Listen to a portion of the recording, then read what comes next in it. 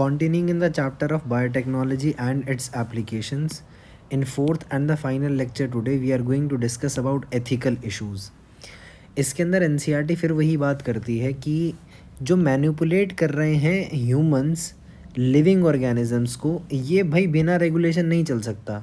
आप ऐसे बस किए नहीं जा सकते किसी भी काम को कि भाई आप किए जा रहे हो, यूज़ किए जा रहे हो, लिविंग ऑर्गेनिजम्स का आप यूज़ किए जा रहे हो और विदाउट एनी रेगुलेशन ये काम चल रहा है। ऐसा ऐसा सही नहीं है।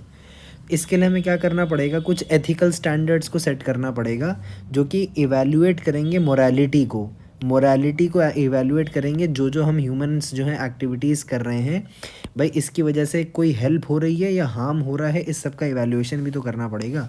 इसका मोरालिटी भी तो जज करनी पड़ेगी। ऐसे थोड़ी है बस आप किए जा रहे हो काम और बस इस तरीके से चल रहा है, नहीं, ऐसे नहीं हो सकता। जब आप किसी लिविंग ऑर्गेनिज्म को मैनिपुलेट कर रहे हो, उसके जीन्स को मैनिपुलेट कर रहे हो, उसका यूज़ कर रहे हो, तो यूज़ और मिसयूज़ दोनों पॉसिबल है। तो इस सब के लिए रेगुलेशन बहुत ज़रूरी हो जाती है। अच्छा, मोरालिटी के भी पार चलें अगर, तो भाई ये तो मोरालिटी तो चलो एक बात हो गई। अब हम लोग बात कर रहे हैं बायोलॉजिकल सिग्निफिकेंस की। अब भाई बायोलॉजिकल सिग्निफिकेंस भी तो अंडरटेक करना बहुत ज़रूरी है। अगर मान लो हमने जेनेटिक मॉडिफिकेशन करी है किसी ऑर्गेनिज्म की, उसके तो रिजल्ट्स हैं वो तो अनप्रेडिक्टेबल हो गए ना। और भाई हम ये भी नहीं पता हमें कि भाई अगर हम लोग इनको इंट्रोड्यूस कर दें हमारे इकोसिस्टम के अंदर तब क्या होगा। तो इस तरीके से ऐसे ही फ्री छूट नहीं दी जा सकती कि कोई भी इंसान कभी भी कुछ भी कर ले। हमें पूरे के पूरे स्टैंडर्ड्स लॉज सेट करने पड़ेंगे। इंडियन गवर्नमेंट ने भी यही काम किया है। Indian government has set up organisation such as genetic engineering approval committee. ये इंपॉर्टेंट है, इसकी फुल फॉर्म पूछी जाती है कि इंडियन गवर्नमेंट ने कौन सी कमेटी बनाई है, कि जेनेटिक इंजीनियरिंग अप्रूवल कमेटी बनाई है, जो कि क्या करेगी, डिसीजंस मेक करेगी regarding the validity of the genetic modification research यानी GM research and the safety of the introducing genetic modified organisms for public services. ये जो हमारी कमेटी है ये क्या क्या डिसीजन करती है, वैलिडिटी का डिसीजन देखती है, सेफ्टी का डिसीजन देखती है। बात आती है क्या कि मॉडिफिकेशन या जो यूसेज है किस चीज़ का, लिविंग ऑर्गेनिजम्स का पब्लिक सर्विसेज के लिए, किस चीज़ के फॉर्म में, फूड के फॉर्म में, मेडिसिनल सोर्सेज के फॉर्म में इन्होंने प्रॉब्लम भी क्रिएट करी है। किस सेंस में, पेटेंट्स की सेंस में, कि भाई पेटेंट्स वाली एक दिक्कत खड़ी हो जाती है। अब ये पेटेंट्स वाली दिक्कत वाकई बहुत बड़ी दिक्कत है। इसको समझते हैं हम लोग कि भाई हम लोगों ने ये तो डेवलप कर लिया कि भाई बहुत अच्छी तरीके से हम लोगों ने एक सिस्टम बना लिया जिसके अंदर हम लोग को जो है पैसा मिल रहा है और हम लोग जो है हेल्प कर पा रहे हैं किसी ह्यूमन की, कि भाई इंसुलिन बना करके उसको दे दिया है इस तरीके से। लेकिन दिक्कत आ रही है पेटेंट्स के साथ। अब पेटेंट्स के अंदर क्या चीज़ शुरू हो जाती है, बायोपायरेसी शुरू हो जाती है। बायोपायरेसी का क्या मतलब होता है, biopiracy is the term used to refer to the use of bio resources, कि कोई इंसान आपका जो बायो का रिसोर्स है उसके अंदर चोरी कर ले। अब ये कौन करता है, एमएनसीज़ करती हैं, यानी हमारी मल्टीनेशनल कंपनीज़ जो है ये बायोपायरेसी करती हैं और अदर ऑर्गेनाइजेशंस भी बायोपायरेसी करते हैं without proper authorisation from the countries and people concern without compensatory payment. मान लेते हैं क्या कि जो इंडस्ट्रियलाइज्ड नेशंस हैं इनके अंदर फाइनेंशियल जो सपोर्ट है वो तो बहुत अच्छा है, लेकिन जो ट्रेडिशनल नॉलेज है और बायो रिसोर्सेज हैं ये क्या होते हैं, कम होते हैं। On the other hand developing Nations जो होती है, इस चीज़ को एनसीईआरटी ने यहाँ दिया हुआ है कि जो हमारी इंडस्ट्रियलाइज्ड नेशंस हैं ये रिच होती हैं फाइनेंशियली, मतलब पैसा तो बहुत होता है इनके पास, लेकिन ये गरीब कहाँ होती हैं, बायोडाइवर्सिटी और ट्रेडिशनल नॉलेज के सेंस में। लेकिन अगर अब आप लोग देखो कि डेवलपिंग और अंडर डेवलप्ड देशों को आप देखो तो वो क्या है, बायोडाइवर्सिटी के अंदर वो रिच है और ट्रेडिशनल नॉलेज के अंदर रिच है, चाहे वो फाइनेंशियली पुअर हो। अब क्या दिक्कत होती है कि बायोपायरेसी के अंदर क्या देखने को मिल रहा है कि भाई ये ऐसा भी पॉसिबल है कि जो इंडस्ट्रियलाइज्ड नेशंस हैं ये इन लोगों की, ये जो अंडर डेवलप्ड और डेवलपिंग नेशंस हैं इनकी ट्रेडिशनल नॉलेज को और बायोडाइवर्सिटी को चोरी कर लें। कि भाई ट्रेडिशनल नॉलेज जो थी किनके पास, अंडर डेवलप्ड नेशंस के पास, उसको बिना पेमेंट दिए ये लोग यूज़ किए जाएँ। उसी को हम लोग बायोपायरेसी कह रहे हैं कि biopiracy is the term use to refer the use of bio resources by multinational companies and other organisation without proper authorisation नहीं ले रहे थे ये प्रॉपर लोगों से, from the countries and people concerned without the compensatory payment. भाई अगर मान लो मैंने किसी चीज़ की डिस्कवरी करी है और वो मैंने उसके ऊपर पेटेंट ले रखा है, मेरे को बिना कंपनसेटरी पेमेंट किए आप उस चीज़ को यूज़ ही नहीं कर सकते। ये होता है पेटेंट का मतलब। अब यही चीज़ बात आ रही है क्या, एक ग्रोइंग पब्लिक एंगर देखने को मिल रहा है कि जो सर्टेन कंपनीज होती हैं वो उन पेटेंट्स को ग्रांट करवा ले रही हैं जो उस जगह के फार्मर्स या इंडिजिनस पीपल जो है बहुत पहले से यूज़ करते आ रहे हैं। कि जैसे इसका एग्ज़ाम्पल हमारा दो बहुत एग्ज़ाम्पल फेमस है हमारे, नीम का, टर्मरिक का और चावल का इंडिया के केस में। अब इंडिया के केस में क्या हुआ है, एक अमेरिकन कंपनी थी 1997 में, इसने क्या किया, एक पेटेंट जो है ग्रांट कर लिया। अब ये क्या कह रही थी, हम जो है नई वैरायटी का चावल बेच रहे हैं, बासमती की नई वैरायटी बेच रहे हैं हम लोग यूएस के अंदर और अब्रॉड में। अब बात क्या थी कि ये जो नई वैरायटी वो लोग क्लेम कर रहे थे, ये एक्चुअली इंडियन फार्मर की वैरायटी से ही इन्होंने ड्राइव किया था, कोई नया नहीं था। अब भाई इन्होंने किया क्या था, इन्होंने क्या किया कि इंडियन बासमती को क्रॉस कर दिया सेमी डॉर्फ वैरायटी के साथ और क्लेम किया कि भाई हमने तो कोई बहुत बड़ा इन्वेंशन किया है इस तरीके से, और जो है उसके ऊपर ये पैसा खा रहे थे।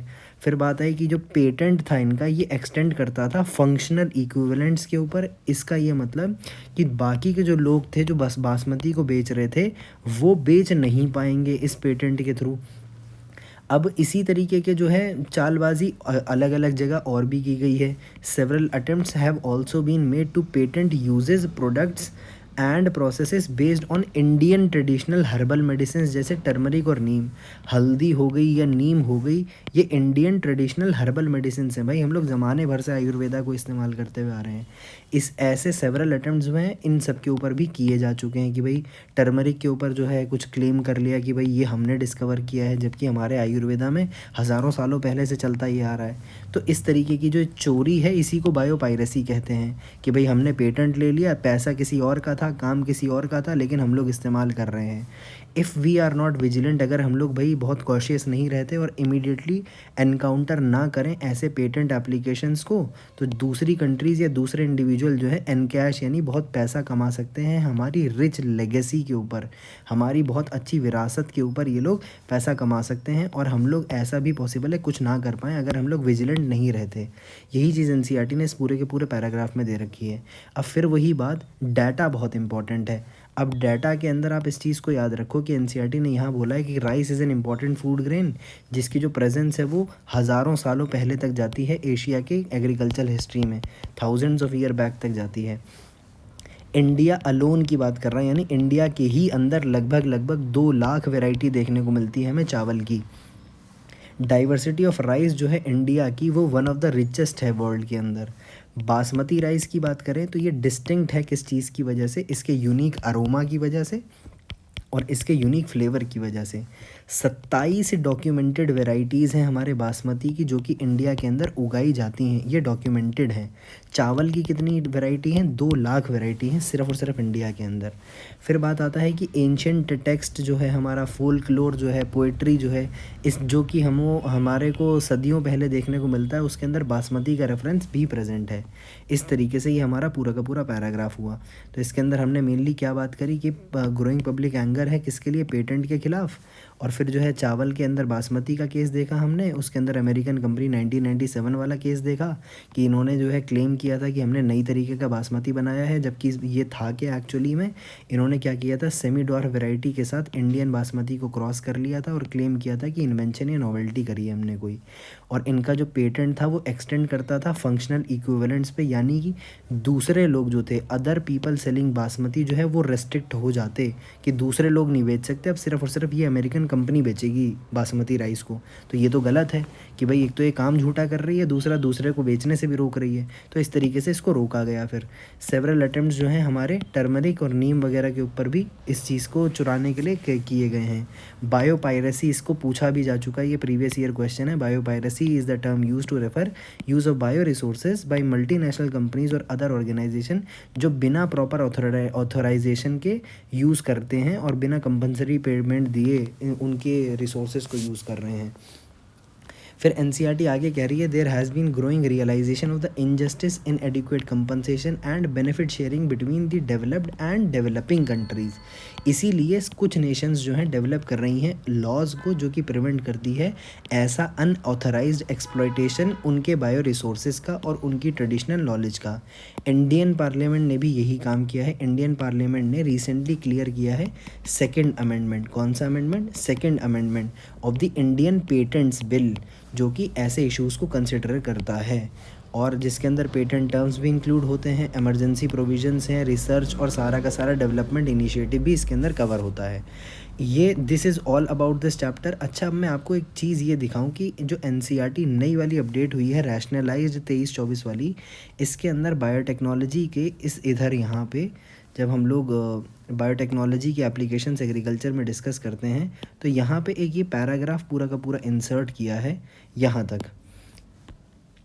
ये एक्चुअली कोई नया पैराग्राफ नहीं है, ये पुरानी वाली एनसीईआरटी के अंदर से एक पेज आपका रिमूव किया है इन्होंने, जो हमारे strategies of enhancement in food production जो चैप्टर था, चैप्टर नंबर 9, उसके अंदर टिश्यू कल्चर नाम का हमारा यूनिट ये टॉपिक था, सब टॉपिक था।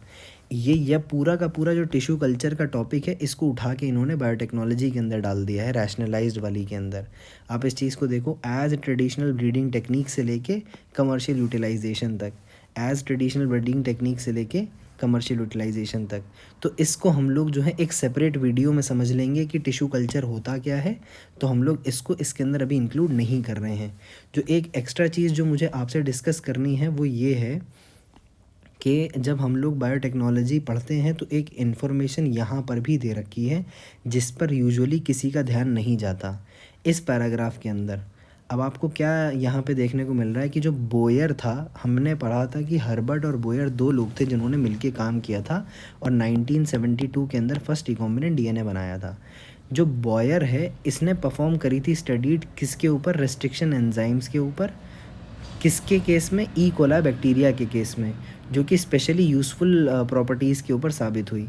बॉयर ने ऑब्ज़र्व किया कि ये जो एंजाइम्स हैं इनके पास कैपेबिलिटी है डीएनए को काटने की एक पर्टिकुलर फैशन में, जो कि which left what was became known as sticky ends in the stands, कि भाई ये एक पर्टिकुलर फैशन में बांटते हैं जिसकी वजह से हमें स्टिकी एंड्स देखने को मिलते हैं।